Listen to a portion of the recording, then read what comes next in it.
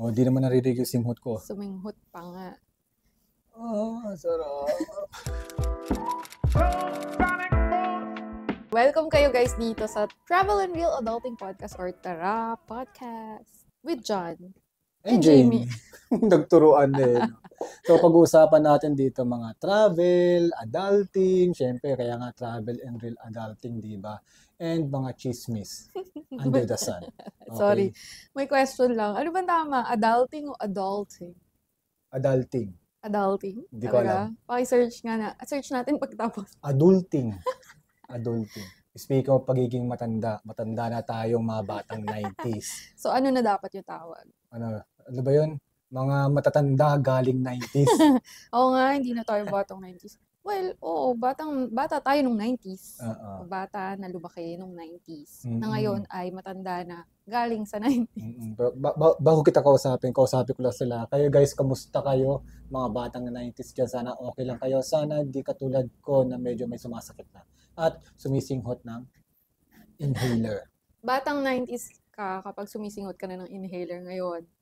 No? Actually, dati, ayoko nito. Ako din. Hindi ko din maintindihan dati. Sabi, parang ang sakit sa ilong. Or amoy matanda.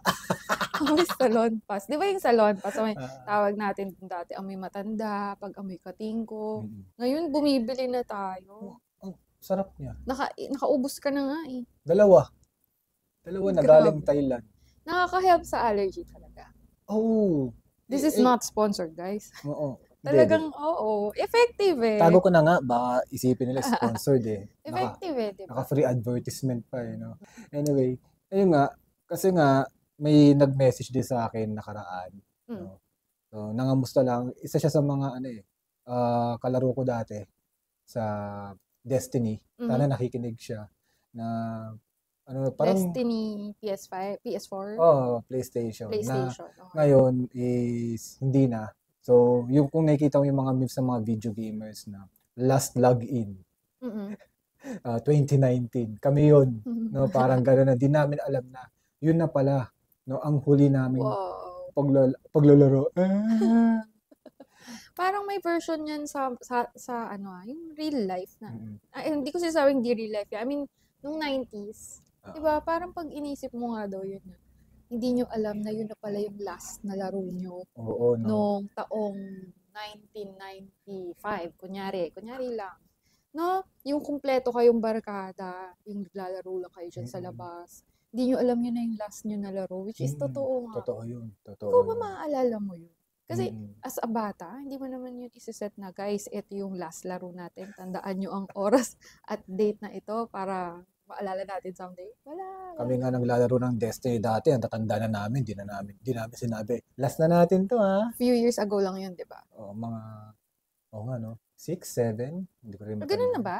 Parang kala ko 2 or 3 lang. Hindi. Matagal ka na pa nang hindi naglalaro ng PlayStation. Simulang.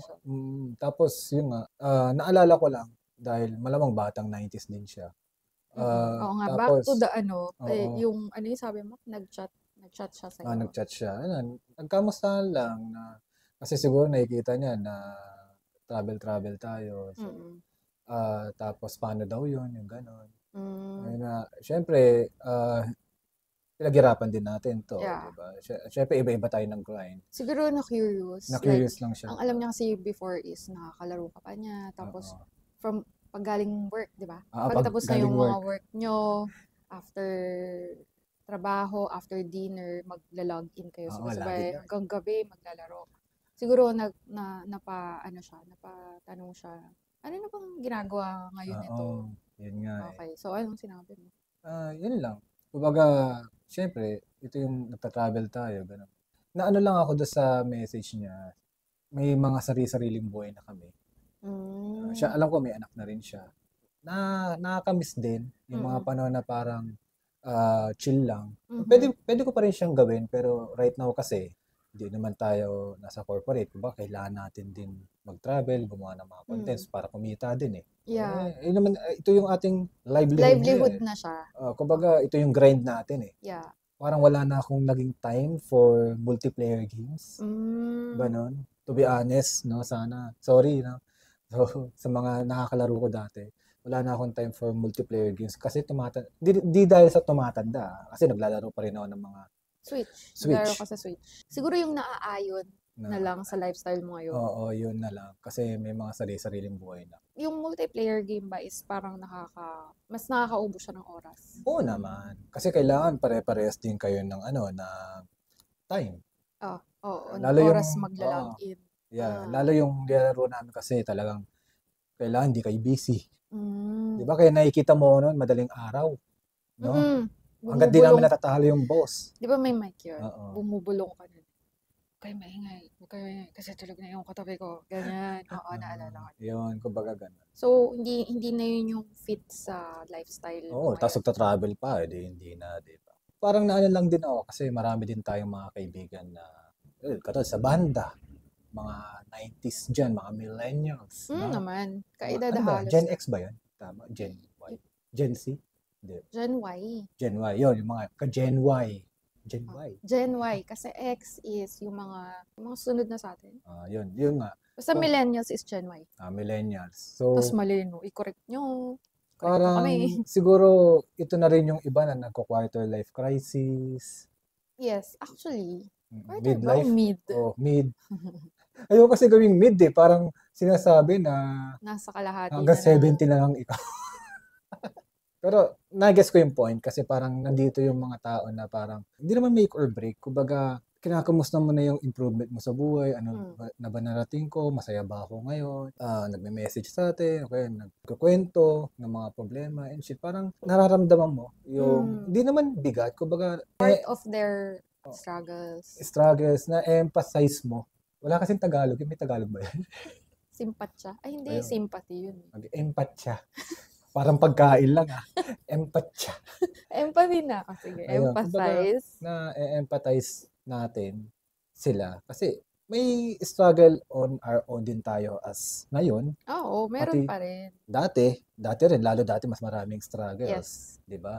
Hindi ko na sinasabi lahat naranasan natin. Kumbaga, na-empathize natin. Parang gusto ko rin sila kamustahin.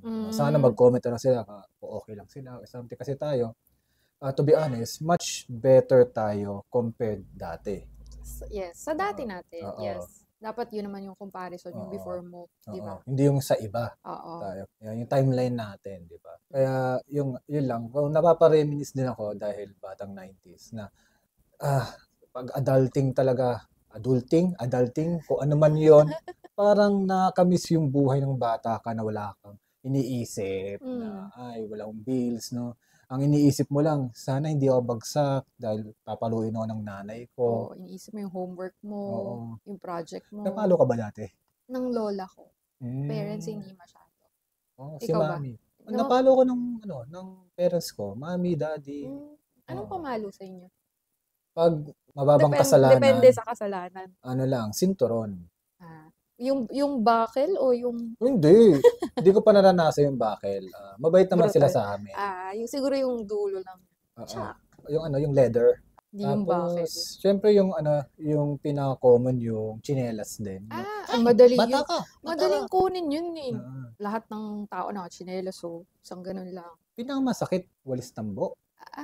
Yung handle ng walis tambo. So parang arnis yun. Oo. Yun yata yung pinakamasakit. Pero, alam mo na yung bata ka, naiisip ko. Gusto ko i-share kung ano yung pinamalo sa akin. Ano? Hindi mo tinanong. Sige, ano? Isa lang kasi, lola ko lang. Payong.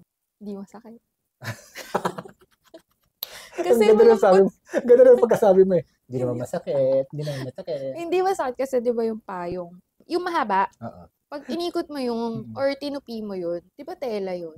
So, hindi naman masakit yun. Hindi naman yung dulo yung pinampalo yung hawak. Kaya ako takot magkamali. Kasi nga, napapalo kami, lalo sa grades. Nung lang naman elementary. Nung high school, hindi na masyado. Pero baka gumave up na. Hindi naman. Kumbaga, feeling ko na wired na rin kasi ako. Kaya, nag-work yung ginawa nila. No elementary. Di ba sabi nga nila, ang programming ng children is between 1 to 7. Mga ganun. 1-year-old to 7 years old. Kung ano yung lagi mong ginagawa, tumatatak. Kung pagmamahal lang binibigay mo. Foundation, yes. Sabi. Di ba nun? Kaya takot akong bumagsak. magkamali kasi lagi may parusa. Ganun pa rin kaya yung kabataan? Or ibang klase na yung parusa? Parusa ngayon, kunin ko yung phone mo, kunin ko yung tablet Pwede. mo. Kasi No ginawa screen ko yun sa time. pamangkin ko eh. Oo nga pala. Di No? ba? No screen time, walang TV, no? So, napasunod mo siya. Hindi ko alam kung natatandaan niya yon. Siyempre, batang-bata siya. Sobrang kulit. Sobrang kulit mo, ha? Hindi ko lang pwedeng paluin. Patay ako sa ate ko eh. Oo. So, ang ginawa ko, lahat ng saksakan ng TV, tinanggal ko. Iyak siya eh. Eh ako pa naman, alam mo naman pasensya, malakas ang patience ko. Patient ka. Umiyak ka lang dyan, wala akong pake. Iyak So, wala siya. kang pake kahit maingay. Wala. Naglalaro lang ako ng PlayStation.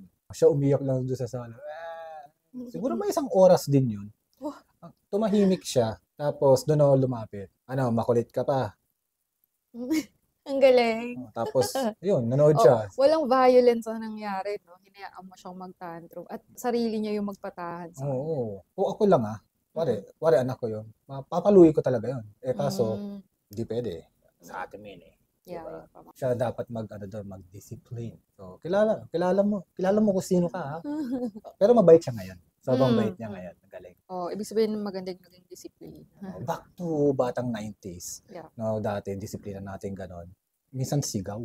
Yun ang medyo familiar ako. Kaya may ako kapag may biglang nagsigawan. Hindi ko siya masasabi as trauma. Siguro yung sinabi natin na yung 1 to 7 years old is parang foundation mo. Kung ano yung nakasanayan mo that time, madadala mo siya. So, magugulutin ako kapag may biglang maingay, may biglang sumigaw dyan.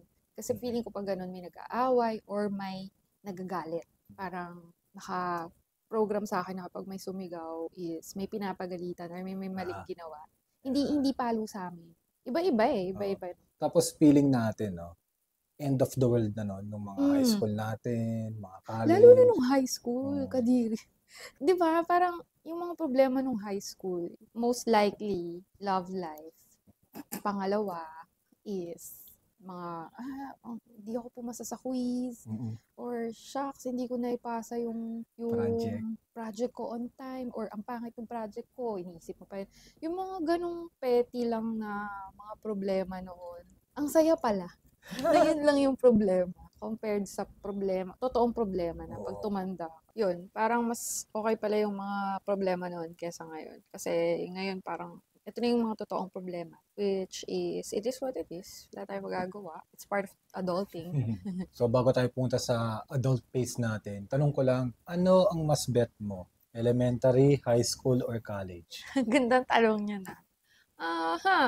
Definitely not elementary. So, torn ako sa high school and college. Magkaiba kasi. Siguro high school. Hindi ako nasayahan ng college. Dahil pinapili mo lang ako, high school na lang. Kasi, mas doon ko ginawa lahat ng kabalastugan. Lahat ng magpapamulat sa pagiging, sige na, sabihin ko na diretso, no? Smoking and drinking. High school. Pwede mo lang sabihin, bisyo? Baka may iba pa sila maisip na bisyo. Smoking and drinking lang with friends na puro babae kami. Grabe, no? High school pa lang, no? Sobrang lakas naming uminom nung high school. Na-associate ko yung sobrang party-party feeling. Sa bahay lang hindi kami yung party-party sa labas. I mean, yung talagang super bonding with friends. Dahil mainom kami, ma-celebrate kami kapag may mansari ganyan. Mansari, ilan kaming girls. So, bawat mansari ganyan, may inom, half day, kasi may may exam, half day, di ba? So, iinom. Parang na-associate ko dun na mas marami yung ganong fun than nung college. Nung college kasi, puro lalaki yung naging tropa ko. Sila nagiinom. Hindi ini-involve yung kaming 2 girls lang dun sa tropa. Maybe out of respect or maybe feeling nila hindi kami game. Okay na rin kasi nasawa na ako din sa alak nung sa bisyo nung high school. Tsaka ang layo din ng school natin nung college. Oo, doon sa bahay. Mas delikado, no? So, yung high school kasi medyo malapit lang yung school, pati yung mga bahay-bahay ng mga magkakaklase, ganyan. So, mas parang naging safe siya na kahit magwalwalan kami nung high school. Yung mga tropa ko. Hanggang ngayon, kami pa rin magkakaibigan ng mga babae. Diba? Ikaw, ano ba? High school? College? Elementary? Kinder? Kasi hindi ko makakalimutan yung kaklase kong si Abraham. Si Abraham. Pinangalanan, wala namang apelyido, di ba? Oo. Pinakademonyong kaklase ko nun. Demonyo Grabe. talaga yun. Naguhubad sa klase. Pero kidding aside, nahirapan din ako sa high school at college. Kasi iba yung atake. Parehas naman akong mainom nun. Pero yung pinakamarami akong naging kaibigan talaga na solid high school eh. Meron kaming yearly na kita-kits eh. Actually, parang semi-annually na nga eh. So, high school din? High school? High school. Akala ko college isasagot. Hindi. Pero yung pinakamalokong phase ko, college. Sa high school, yes, marami ding inom. Pero college, twice the fun. Kasi may halong banda, di ba, nung Yes. college. Oo. Ayun naman yung wala nung high school ko, yung pagbabanda. Ibang level of fun din yun. Pero siguro, in terms of yung talagang sama-sama kayong friends na parang every other day, tambay sa bahay ni ganito, tas may anything na pwedeng i-celebrate nyo, may inumin, ganyan. Kasi nung college naman, yung mga tropa ko din, sobra kaming mag-inom sa babanding namin. Pero kung titingnan ko ngayon, dahil adulting na, ang lagi kong nakakausap or lagi kong nagkakaroon ng kita-kits, yung mga high school friends talaga. Mas bonded yung high school. Oo, mas bonded kami. Siguro yung college mo is bonded din, pero mas matibay siya during that time nung college. Pero yung after, parang mas malalim yung pagsasama nyo ng mga high school friends. Siguro isang factor din kasi magkakalapit kami ng bahay. Ay, oo. Kasi PUP, scholar ng bayan. PUP talaga, ang lalayo ng mga kaklase natin eh. May mga may probinsya pa, di ba? Oo, Bulacan. Probinsya yun ba? Oo, probinsya yun. Ang lalayo, di ba? Tsaka Manila, halos lahat sila nakatira. Tayo, nasa South ba? South. Hindi rin ako masyado nakatambay sa mga college friends, bahay ng mga college friends. Kasi lalayo. Ako nakatambay naman. Punta pa ako sa Nabotas, tapos Malabon, tapos Cubao. Tambay ako ng Cubao noon kasi yung dalawang tropa ko, taga Cubao eh. Makubaw din talaga, mga taga-PUP. Ang dami ko rin parang naging friends, kaklase na taga-Cubao. Siguro dahil yun ang sentrong malapit. Di ba ang sentro mega mall dapat. Pero from PUP kasi, may isang jeep lang eh. Di ba? Maraming jeep na pa-Cubao. Oh, di ba? Parang Cubao. laging, di ba nga sabi, pag naliligo ka, tapos may nakita kang jeep na Cubao, sakyan mo, makakabalik ka na sa pauwi. Oo nga, actually, hindi rin ako magaling sa direction eh. Yung mga dating kailangan may puntahan sa Manila. Cubao din yung parang pinaka point of... Hindi ba Quiapo? Kasi pag Pasig, Quiapo, diretso na yung papuntang Manila eh. Hindi eh. Basta, naaalala ko Cubao eh. Kunyari, mag-Gilmore ba yun? Yung mga may bibilhin na computer parts. Gilmore. Alam Palaging Cubao yung, basta makapunta ako ng Cubao, makaka-uwi ako. Kasi may MRT na yan to Guadalupe. O yan, alam ko na yun. Ang nube, no? Pero ayun, ganon ang ating buhay. College, napunta sa buhay college. Hindi, syempre, 90s yun eh. Kaya nga, tayong mga adult na 90s, mga matatandang, hindi na batang 90s, matatandang 90s. Para sa akin, yung mga time na walang problema, akala natin sobrang lalim na ng problema ng college. Ako kasi, dami kong bagsak eh. Yung mga ilan. Ang dami, basta madami. Kaya nga may +1 ako eh. Plus one year. Sa college. Feeling ko, wala na akong future nun.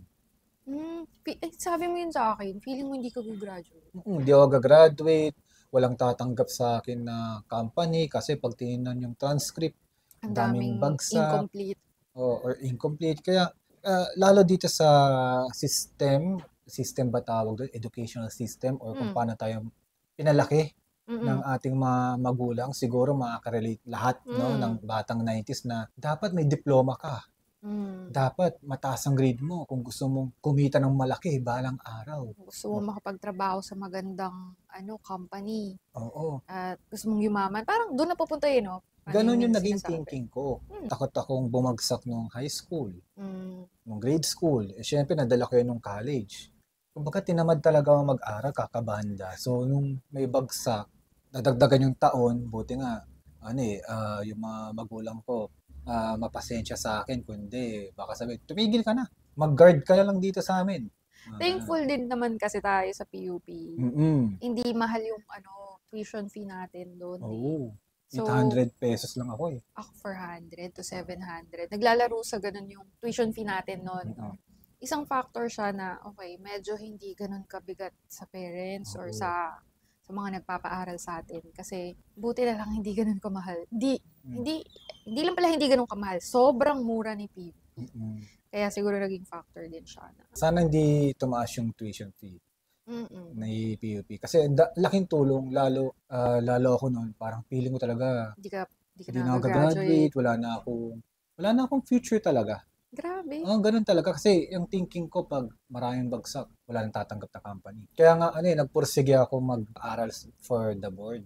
Oo nga. Ay, sinipagan mo yun. Sinipagan ko talaga yun. Kasi feeling ko, pag mag-top ako ng board exam, feeling ko pag-aagawan ako. Parang ganun yung thinking ko. May ganun.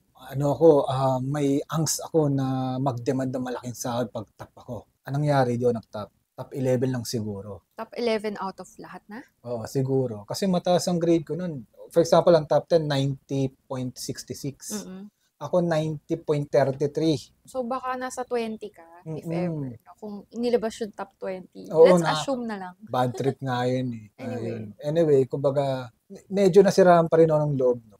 Kasi parang, okay, wala ako sa top. Papakita ko yung transcript ko. Na gano'n. Kailangan mo, baka justify. kailanganin. Kailangan ko justify, bakit ang tagal, gano'n, bla bla bla. Yun. Nag-apply na ako ng trabaho. Kala ko, license naman ako din eh. Mag-demand ako ng malaking sahod. Putik yan. Na-demoralize ako sa una kong pag-apply. Tinanong ako, magkano ang starting na gusto mo? Sabi ko, 18,000 pesos po. Sa panahon na yon, pili ko tama lang eh. Kino-compute ko yung magkano yung basic needs, bla bla bla. Tsaka yung, syempre, yung pamasahe mo. Tinawanan ako nung may-ari yata ng company. Unang-una, napakaliit ng company niya. Kaya siguro kaya kong mag-demand ng gano'n. Tapos tinawanan ako. Kasi nataasan? Nagtatanong siya eh. Sinugot mo lang yung gusto mo. Malaman ko, yung civil engineer dito sa Pilipinas, napakaliit ng starting talaga. Which is? I ended up sa isang malaking company na minimum. Parang mas lumit pa doon? 11,000 lang. First sa sahod ko, kung alam mo. Alam ko yun, but I think parang gano'n naman yata lahat. Parang yung edad natin ngayon, yung mga first jobs natin, parang nagre-range talaga sa 12, 13, malaki na nga yung 18 yata. Syempre, parang iniisip ko noon, board passer ako eh. Licensed civil engineer ako eh. At saka wala ka pang idea. First interview, first work mo yun if ever. Anong isasagot ko, di ba? Saan ako magbe-base? Wala naman tayong mga usapan before na ang ganit. Na katulad ngayon sa social media, medyo may mapagbabasehan ka na shinare ng iba or forums, ganyan. Dati, yun lang talaga yung nasagot mo eh. 18,000, which is you thought was fair, but hindi pala. Mataas na pala yun that time actually. Nung nagka-revealan ngayon na, ako nga, nung unang sahod ko, ganito, ganyan. Okay. Normal pala yun. Mapapaganon ka, di ba? Kasi ako din, 13 yata. 13,000 IT, di ba? Mukhang ganun talaga. Ngayon ba? Magkano na? Hindi ko na alam. O din eh, no idea. Pero malamang mas malaki na yung sahod nila kasi ang taas ng inflation. Malaki din kasi yung gastos. Makes sense. Tapos yun nga, kala ko end of the world na nun. Tapos maliit yung sahod. Pero umpisa pa lang pala yan ng adulting. Umpisa pa lang. Nandito tayo. Nung nagkaroon na tayong sariling bahay, nagkaroon tayo ng responsibility. Paano pa kaya yung ibang mga ka-edad natin o ka-millennials na may anak, tapos may sariling bahay, no? So talagang independent sila. At some point in time, naging pasan din nila yung mundo. Oo, diba? For sure. For sure, may nakikinig nito ngayon na baka nga struggling at the moment or nag-struggle before. Na, ganun eh. Kasali siya. Kasali siya part of adulting. Sa buhay. And I think, lahat naman is kayang malampasan. This is so cliche to say, but hanggat hindi ka gumigive up, pwede. May way. Tsaka, hanggat sinisipagan mo talaga, magagawan ka ng paraan. Yes. And, siguro makaka-help if hahanapin mo yung gusto mo talagang gawin. Mahabang usapan na naman yun. Guys, if you have topics in mind din. So, let's make this parang mas engaging. Kasi may socials naman tong Datara Podcast. Socials natin ay @Datara Podcast. Magbabasa tayong comments. Siyempre, sobrang bagong gawa lang yun. So, lahat ng comments at magla-like niyan, makikita natin, ma-filter, or makikita talaga natin sino yung unang magla-like, sino unang magko-comment, sino unang magbibigay ng idea ano yung next topic namin. So, Mm-mm. excited for mga susunod pa nating Isa-shoutout ko gagawin. yun. So yun, kung mayroon lang kayong mga naisip na topics na pasok sa ating podcast, pag-usapan natin. Second episode to. Comment below. Comment below or maybe DM the page, DM us. Saka gusto rin namin marinig yung sides nyo. So this is second episode. See you on the third one. Thank you for listening. This is Datara Podcast. Yay!